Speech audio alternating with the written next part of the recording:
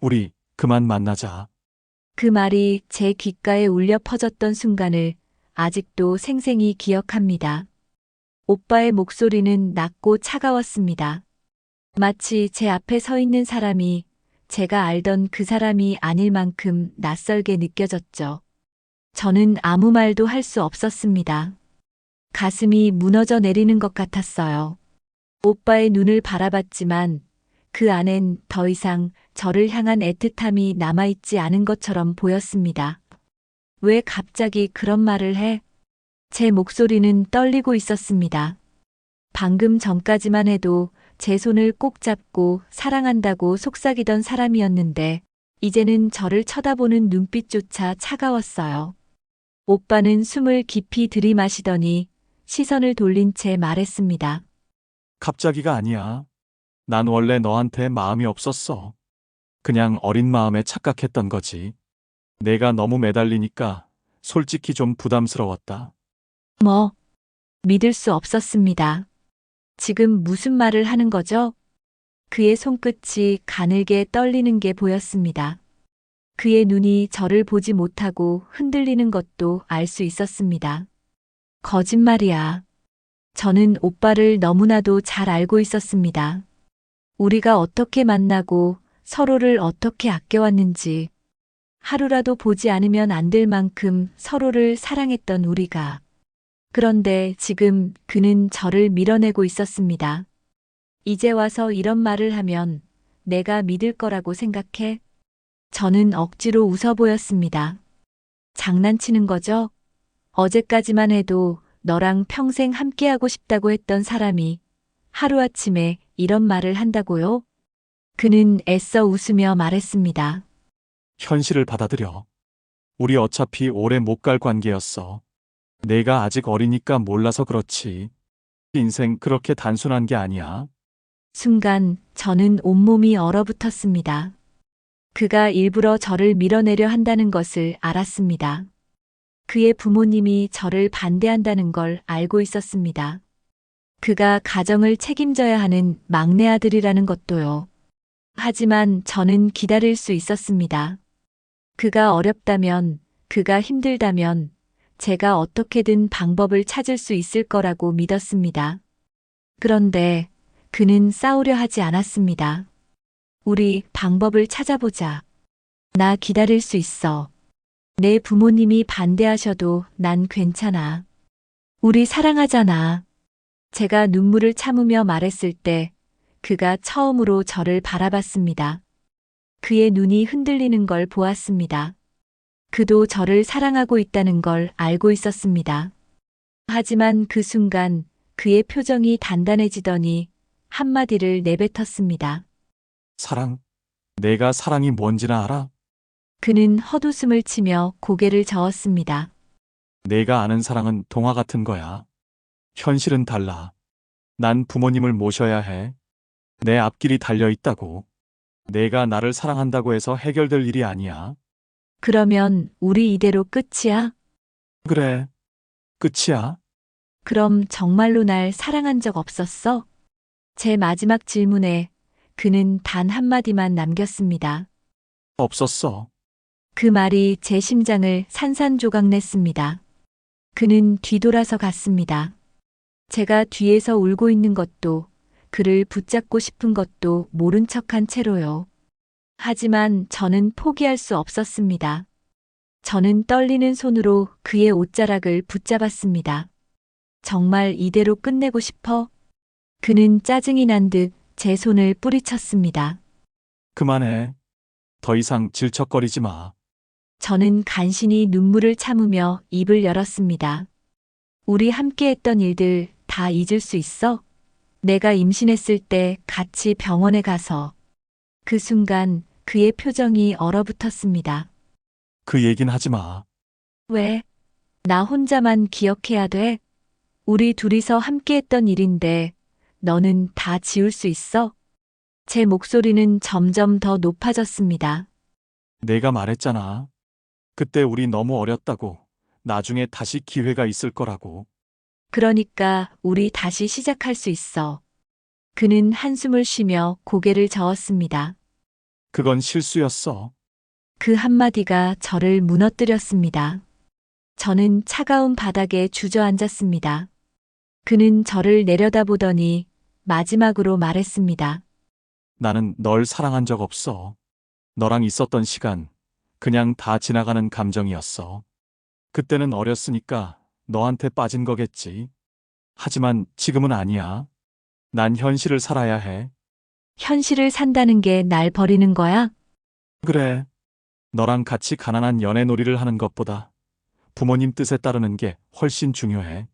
넌 내 인생에 아무 도움이 안 돼. 그 순간 심장이 갈갈이 찢어지는 기분이었습니다. 그가 그렇게까지 말해야 했을까요? 정말로 저를 사랑하지 않아서가 아니라 저를 떠나기 위해 일부러 상처 주는 말이라는 걸 알면서도 그 말이 평생 제 가슴에 가시처럼 박혔습니다. 제발 다시는 나한테 연락하지 마. 전화도 하지 마. 찾아오지도 마. 내가 내 인생에서 사라졌으면 좋겠어. 그 말과 함께 그는 저를 두고 떠났습니다. 저는 끝까지 울며 그를 붙잡고 싶었지만 이제는 아무 소용이 없다는 걸 깨달았습니다. 그렇게 저의 첫사랑은 끝이 났습니다. 오빠가 너무해. 왜 나만 이렇게 아파야 해? 친구가 옆에서 안타까운 눈빛으로 저를 쳐다보았습니다. 야, 좀만 참아. 오빠가 곧 올 거야. 저는 흐릿한 시야로 친구를 바라보다가 피식 웃었습니다. 오빠가 왜 와? 이제 나 같은 거 신경도 안 쓰겠지. 그 순간 문이 열리는 소리가 들렸습니다. 그의 모습이 눈앞에 보이는 순간 눈물이 다시 쏟아졌습니다. 오빠. 그는 말없이 저를 바라보았습니다. 어둡고 깊은 눈빛, 일어나. 차가운 목소리. 친구가 오빠의 옷을 잡아당겼습니다. 오빠, 제발 좀 잘 데려다 줘요. 얘 지금 제정신 아니에요. 오빠는 한숨을 내쉬더니 결국 제 어깨를 감싸며 부축했습니다. 일어나 가자. 하지만 저는 움직이지 않았습니다. 저는 흐린 눈으로 그를 올려다보며 울먹였습니다. 오빠 나 정말 버린 거야? 정말 나 이제 오빠한테 아무것도 아닌 거야? 그는 저를 외면하듯 시선을 돌렸습니다. 너 취했어. 정신 차리고 말해. 아니야. 아니라고 해줘. 나한테 다시 돌아올 거라고 해줘. 그 순간 그는 저를 바라보며 낮고 단호한 목소리로 말했습니다. 그럴 일 없어. 그 말이 제 가슴을 후벼 팠습니다. 그럴 일 없다고? 정말이야? 나한테 다시 돌아올 생각 단 한 번도 없었어? 오빠는 한참을 저를 바라보다가 결국 차갑게 고개를 저었습니다. 없어. 그제야 저는 비틀거리며 일어나더니 그를 힘없이 밀쳤습니다. 그래, 알겠어. 다신 안 붙잡을게. 이제 나도 끝낼게. 그러면서도 저는 몸을 가누지 못했고 결국 오빠의 품으로 다시 쓰러지듯 안겼습니다. 그는 잠시 저를 안은 채 가만히 있었습니다. 그의 심장이 뛰는 소리가 들렸습니다.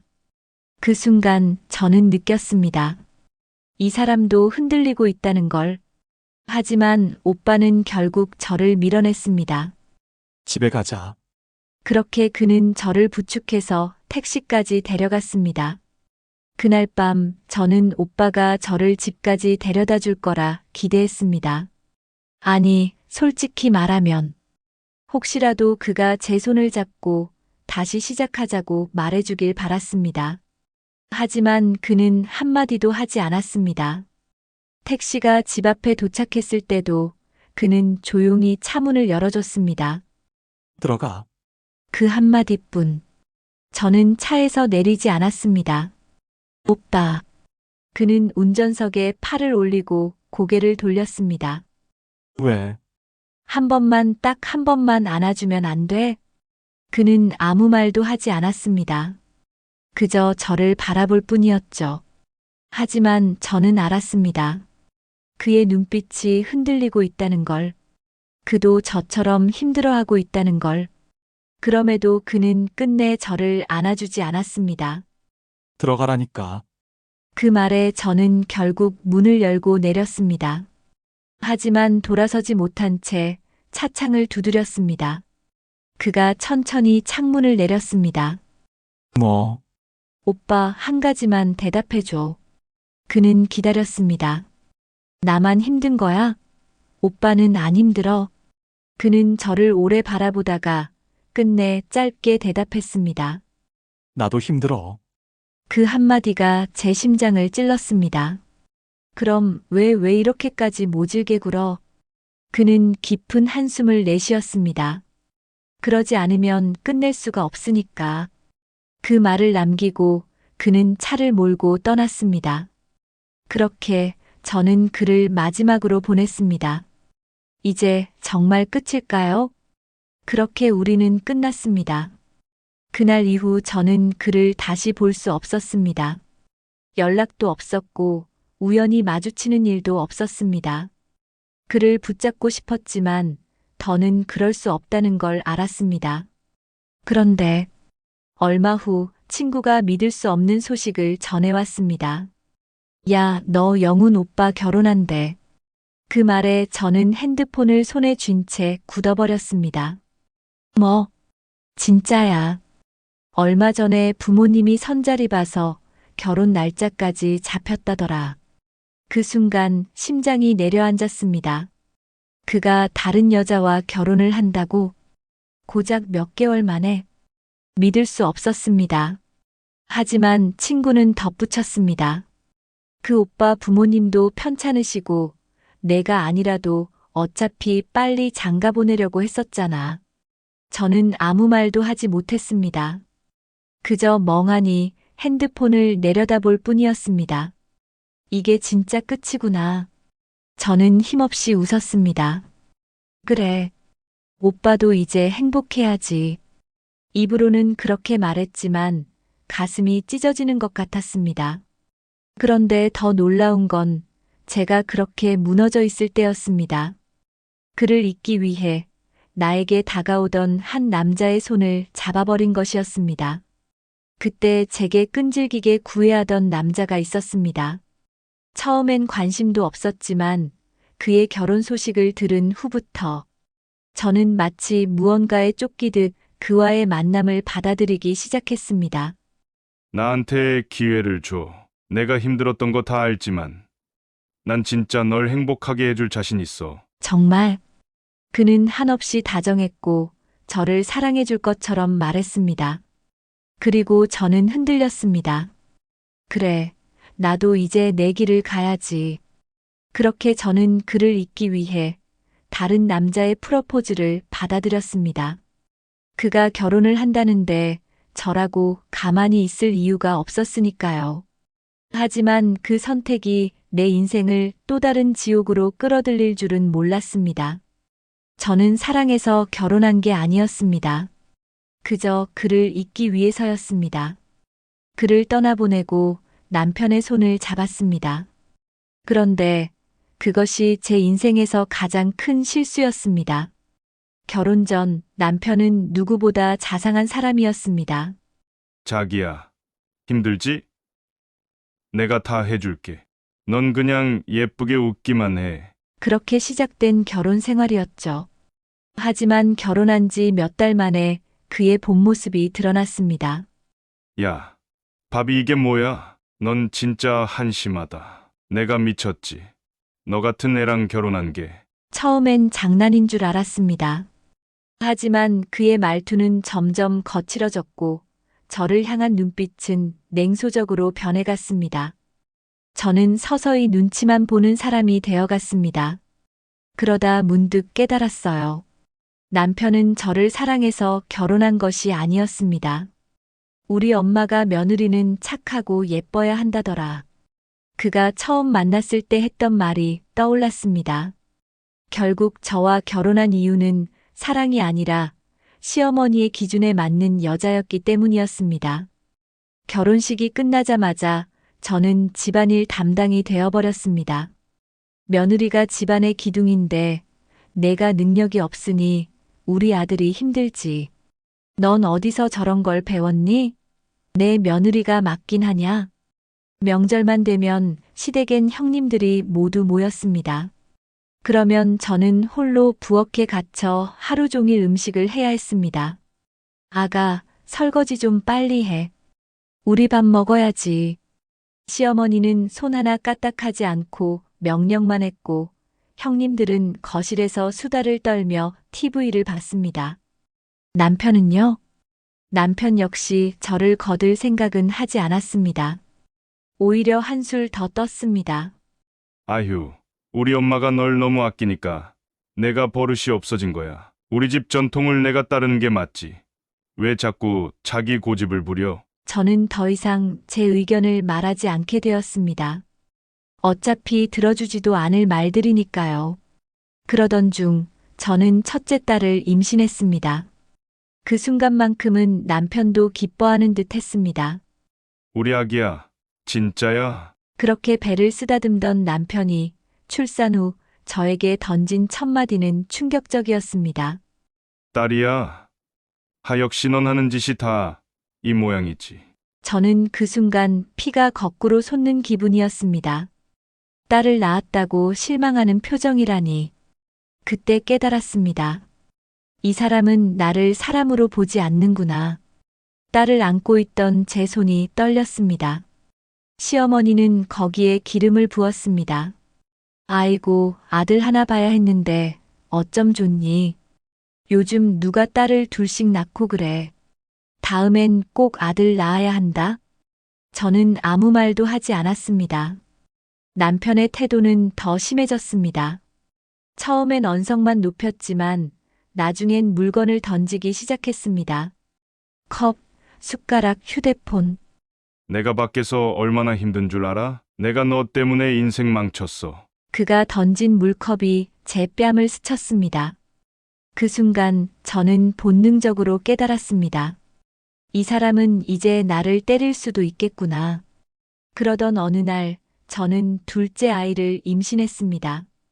그 순간 남편이 한 말은 이랬습니다. 설마 또 딸 아니야? 그 말을 듣는 순간 저는 더 이상 이 사람과 함께할 수 없다고 생각했습니다. 그러나 저는 어디로 가야 할지, 어떻게 살아야 할지 몰랐습니다. 친정은 이미 멀어졌고 시댁은 제 편이 아니었습니다. 저는 점점 말이 없어졌고 무기력해졌습니다. 그러던 어느 날 남편이 외출한 사이에 시어머니가 저를 불렀습니다. 너 솔직히 말해봐. 내가 집안 살림을 엉망으로 하니까 우리 아들이 밖에서 더 힘든 거 아니야? 그러니까 말인데 너 친정 가서 몇 달 있다 오는 게 어째? 그 순간 저는 알았습니다. 이제 이 집에서도 필요 없는 존재가 되었구나. 저는 더 이상 견딜 수 없었습니다. 그리고 그 모든 절망 속에서도 제게 다시 찾아온 한 사람. 첫사랑 오빠. 그는 저를 보고 충격을 받은 듯 했습니다. 너 왜 이렇게 됐어? 오빠. 그 순간 저는 울음을 참을 수 없었습니다. 저는 정말 아무것도 느낄 수 없었습니다. 숨을 쉬고 있지만 살아있다고 할 수 있을까요? 남편은 폭언을 퍼붓고 시어머니는 저를 집에서 쫓아내려 하고 아이들을 위해서라도 버텨야 했는데 더는 버틸 힘조차 없었습니다. 그러던 어느 날 운명처럼 그 사람을 다시 만났습니다. 그날도 저는 하루 종일 시댁에서 부려졌습니다. 밥을 차리고 설거지를 하고 아이들까지 챙겼죠.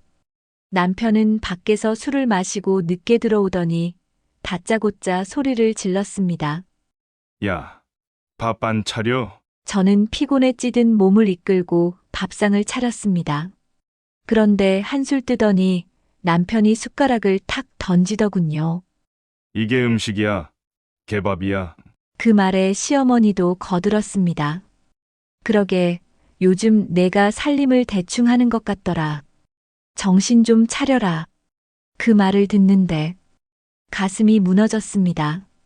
그동안 참고 또 참아왔지만 이제는 더 이상 버틸 수가 없었습니다. 저는 조용히 젓가락을 내려놓고 말했습니다. 그래요. 저 나갈게요. 순간 남편과 시어머니의 얼굴이 굳어졌습니다. 뭐, 나가겠다고요. 이 집에서 더는 못 살겠어요. 너 지금 어디서 감히. 시어머니는 소리를 지르며 손을 뻗었지만 저는 그 손을 피했습니다. 이제 그만하세요. 저도 인간이에요. 감정이 있다고요. 그리고 저는 집을 나왔습니다. 저는 어디로 가야 할지 몰랐습니다. 하지만 제 발걸음은 자연스럽게 그 사람을 향하고 있었습니다. 어디선가 아이들이 뛰노는 소리가 들렸습니다. 그리고 너 맞지? 익숙한 목소리에 저는 천천히 고개를 들었습니다. 그가 있었습니다. 제 첫사랑. 그가 저를 보고는 그대로 굳어버렸습니다. 왜 이렇게 됐어? 그 말에 저는 울컥했습니다. 왜 이렇게 됐을까요? 그저 그를 잊으려고 했을 뿐인데 왜 제 인생은 이렇게 엉망이 되었을까요? 저는 울음을 참으려 했지만 결국 참지 못하고 눈물이 주르륵 흘러내렸습니다. 오빠. 그 순간 그는 아무 말 없이 저를 끌어안았습니다. 그 온기가 너무 따뜻했습니다. 그도 아픔을 겪었다. 그는 저를 조용한 카페로 데려갔습니다. 그리고 그도 힘든 시간을 보냈다는 것을 알게 되었습니다. 나도 이혼했어. 아이 둘을 키우고 있어. 그 순간 저는 그가 얼마나 힘들었을지 짐작할 수 있었습니다. 그럼 그 여자랑은? 그는 고개를 저었습니다. 사랑해서 결혼한 게 아니었어. 부모님이 원하셨던 사람이었고, 나도 그냥 받아들였던 거야. 그럼 왜 헤어졌어? 그는 잠시 침묵했습니다. 그리고 낮은 목소리로 말했습니다. 내가 사랑하지 않는다는 걸 그 사람도 알았거든. 그 말에 가슴이 철렁 내려앉았습니다. 그렇다면 저는 그를 잊기 위해 다른 사람과 결혼했지만 그도 같은 이유로 다른 사람과 결혼했던 걸까요? 그런데도 결국 우리는 이렇게 다시 마주하고 있었습니다. 우리는 다시 시작할 수 있을까? 오빠는 조용히 제 손을 잡았습니다. 너 괜찮아? 저는 고개를 저었습니다. 오빠, 나 너무 힘들었어. 나 도망치고 싶어. 나 좀 살려줘. 그는 아무 말 없이 저를 바라보았습니다. 그리고 제 손을 꼭 잡았습니다. 이제부터는 내가 널 지켜줄게. 그 순간 제 가슴에 뜨거운 감정이 밀려왔습니다. 우리는 다시 함께할 수 있을까요? 이제 우리의 이야기는 새로운 국면을 맞이합니다. 그날 밤 저는 오랜만에 깊은 잠에 들었습니다. 하지만 꿈속에서도 남편과 시어머니의 비난이 저를 따라왔습니다. 이게 음식이야? 개밥이지. 우리 집에 들어와서 내가 한 게 뭐가 있니? 돈도 못 버는 게 어디서 입을 놀려? 그 끔찍한 목소리에 눈을 뜬 저는 온몸이 식은땀으로 젖어 있었습니다. 새벽 3시 캄캄한 방 안에서 저는 스스로에게 물었습니다. 정말 다시 행복해질 수 있을까? 이제라도 새로운 삶을 살 수 있을까? 그런데 전화기가 울렸습니다. 그였습니다. 오빠. 잘 자고 있어? 그는 낮은 목소리로 물었습니다. 응, 근데 그냥 이상해. 불안해. 그가 조용히 숨을 내쉬었습니다. 괜찮아. 이제 괜찮아질 거야. 천천히 해도 돼. 하지만 내가 더 이상 혼자가 아니라는 건 알아줘. 그 말에 저는 다시 눈물을 흘렸습니다. 응, 고마워, 오빠. 그렇게 우리는 아주 천천히 다시 서로에게 다가가고 있었습니다. 며칠 후 저는 생각지도 못한 사람에게서 연락을 받았습니다. 내 남편이다. 순간 숨이 멎는 것 같았습니다. 왜요? 당장 애들 데리고 돌아와. 남편은 아직도 자신이 저를 부릴 수 있다고 생각하는 모양이었습니다. 이혼 서류 보냈습니다. 확인하세요. 내가 감히 이혼을 하겠다고? 남편은 비웃었습니다. 좋아. 그럼 내가 키우던 애들은 어쩔 건데? 너 혼자 감당할 수 있을 것 같아? 그 말에 저는 눈을 질끈 감았습니다. 애들. 제게는 두 딸이 있었습니다. 저는 강하게 맞섰습니다. 내가 키울 거예요. 당신 같은 사람한테는 절대 안 줘. 그는 크게 웃었습니다. 법적으로도 경제적으로도 내가 불리한 거 모르는 거 아니지. 변호사까지 써서 애들 데려올 거야. 네가 뭘 할 수 있겠어? 그 말에 순간 숨이 턱 막혔습니다. 그러나 그때였습니다. 누구랑 통화해? 그가 저를 바라보고 있었습니다. 저는 휴대폰을 쥐고 그를 바라보며 말했습니다. 전 남편. 그는 고개를 끄덕이더니 아주 조용한 목소리로 말했습니다. 바꿔줘. 저는 순간 망설였습니다. 하지만 그는 제게서 휴대폰을 가져가더니 아무렇지도 않게 입을 열었습니다. 당신이랑 더 이상 통화할 필요 없을 것 같은데요. 뭐야? 넌 애들은 우리가 잘 키울 테니까 괜한 협박은 그만하시죠. 남편이 순간 당황한 듯 말이 없었습니다. 그리고 더 이상 내 여자 건드리지 마요. 그 한마디가 떨어지자 전화기 너머로 남편이 분노하는 소리가 들렸습니다. 하지만 그는 끝까지 평온한 목소리로 말을 마쳤습니다. 이제 끝났으니까 받아들이세요. 그리고는 전화를 끊었습니다. 저는 아무 말도 하지 못한 채 오빠를 바라봤습니다. 그가 저를 보며 미소를 지었습니다. 넌 이제 싸우지 않아도 돼. 내가 다 막아줄 테니까. 그 순간 저는 다시 한번 눈물이 쏟아졌습니다. 오빠 정말 괜찮아? 그는 아무 말 없이 저를 꼭 안아주었습니다. 그 품속에서 저는 오랜만에 안전하다는 감정을 느꼈습니다. 우리는 새로운 미래를 향해 나아갈 수 있을까? 전 남편이 마지막 발악을 해왔지만 저는 이번에는 도망가지 않았습니다. 그와 함께라면 이제는 모든 걸 극복할 수 있을 것 같았습니다. 그러나 과연 우리가 정말 행복해질 수 있을까요? 첫사랑이 다시 만나 재혼하는 것이 과연 현실에서 가능할까요? 사람들은 우릴 뭐라고 할까요? 그 모든 의문 속에서도 저는 결심했습니다. 이번에는 절대 놓치지 않을 거야. 다음 날 아침 저는 아이들과 함께 그의 집에서 조용한 아침을 맞이했습니다. 평소 같았으면 전 남편이 어딘가에서 화를 내고 있었겠죠. 하지만 오늘은 달랐습니다. 그가 주방에서 아이들을 위해 아침을 준비하고 있었습니다. 아저씨, 계란말이 엄청 잘하시네요. 딸아이가 신나서 웃으며 말했습니다. 그는 아이의 머리를 쓰다듬으며 부드럽게 미소 지었습니다. 맛있게 먹어. 이제부터 자주 만들어줄게. 그 모습을 보며 저는 알았습니다. 이 사람이라면 정말 우리를 행복하게 해줄 수도 있겠구나. 그런데 그때였습니다. 딩동, 딩동.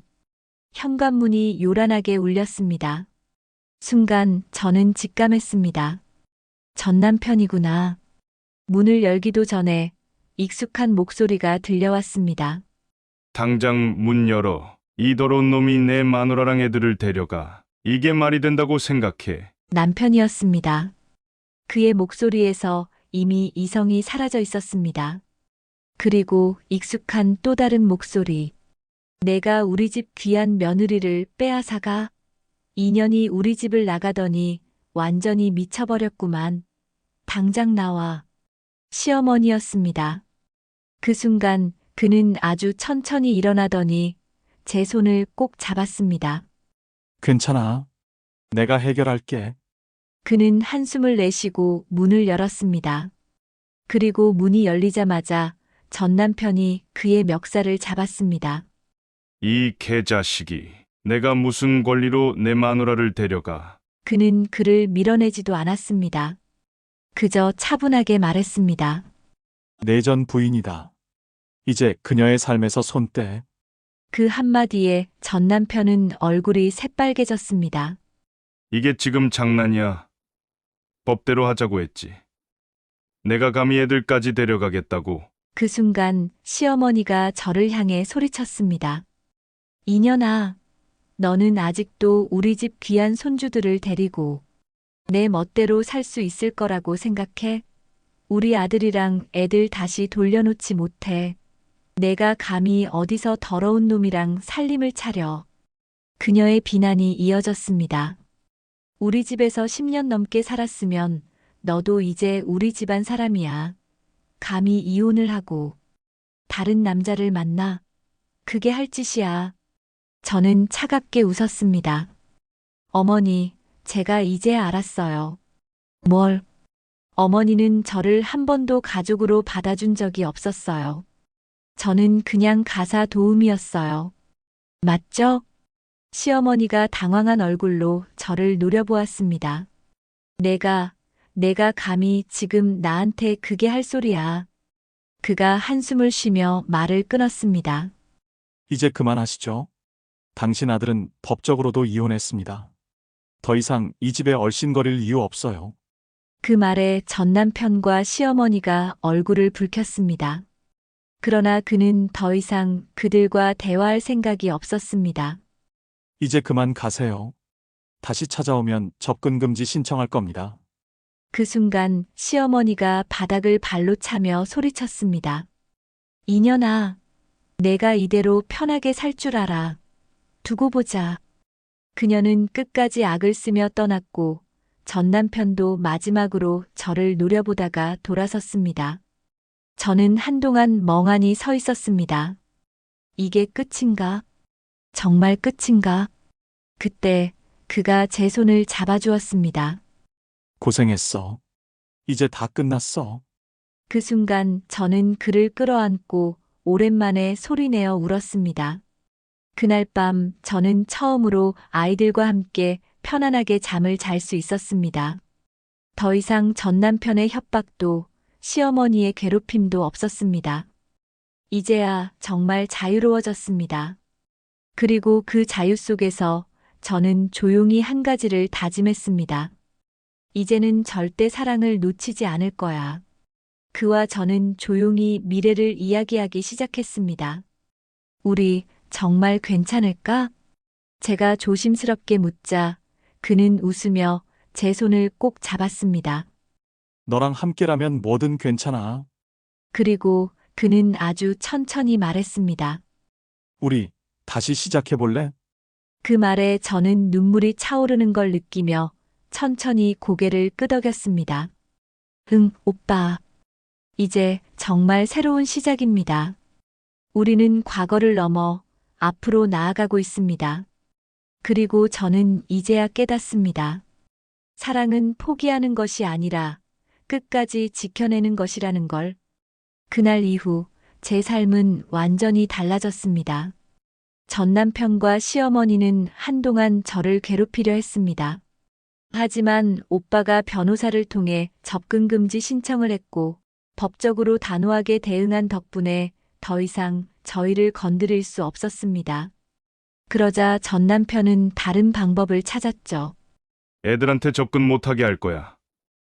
내가 애들 키울 거야. 그는 아이들의 양육권을 주장하며 법정 싸움을 걸어왔습니다.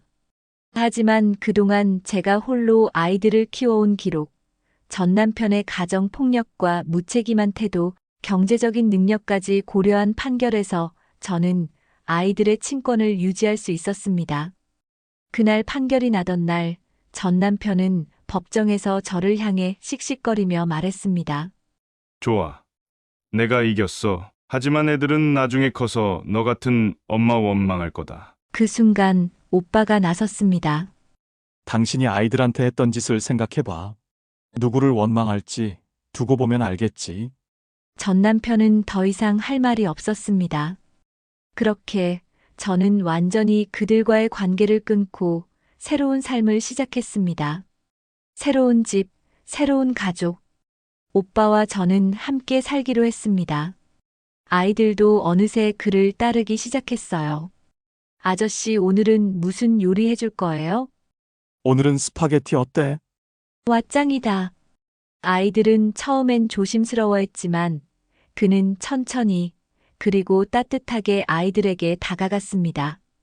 아이들은 점점 더 그를 아빠처럼 따르게 되었어요. 어느 날 둘째가 조심스럽게 묻더군요. 엄마, 아저씨한테 이제 아빠라고 불러도 돼? 저는 가슴이 뭉클해졌습니다. 응, 괜찮아. 너희가 편하면 그렇게 불러도 돼. 그날 저녁 오빠는 아이들에게 장난을 치며 말했습니다. 그럼 오늘부터는 아빠라고 불러야 한다. 알겠지? 아이들은 깔깔 웃으며 그를 따라 불렀습니다. 아빠. 그 순간 저는 정말 행복했습니다. 이제야 진짜 가족이 된 기분이었습니다. 시간이 흘러 우리는 조용한 결혼식을 올리기로 했습니다. 화려한 예식장도 수많은 하객도 없었지만 가장 중요한 사람들이 함께 했습니다. 우리 아이들, 그리고 몇몇 가까운 친구들. 오빠는 제 손을 꼭 잡으며 말했습니다. 이제 우리는 다시는 헤어지지 않을 거야. 그 말이 얼마나 따뜻한지, 얼마나 든든한지 모릅니다. 그렇게 우리는 다시 부부가 되었습니다. 이번엔 정말 행복할 거라는 확신이 들었습니다. 이제 저는 더 이상 남의 눈치를 보며 살지 않습니다. 아이들과 함께, 그리고 사랑하는 사람과 함께 작은 행복을 소중히 여기며 살아갑니다. 가끔 힘든 일이 없지는 않죠. 하지만 이제는 걱정하지 않습니다. 우리는 함께니까. 오빠는 여전히 제 곁에서 든든하게 버텨주고 저는 그에게 기댈 수 있습니다. 아이들은 밝고 건강하게 자라고 있고 우리는 매일 함께 저녁을 먹으며 하루를 마무리합니다. 어느 날 저녁 오빠가 조용히 제 손을 잡으며 말했습니다. 이제야 우리가 진짜 가족이 된 것 같아.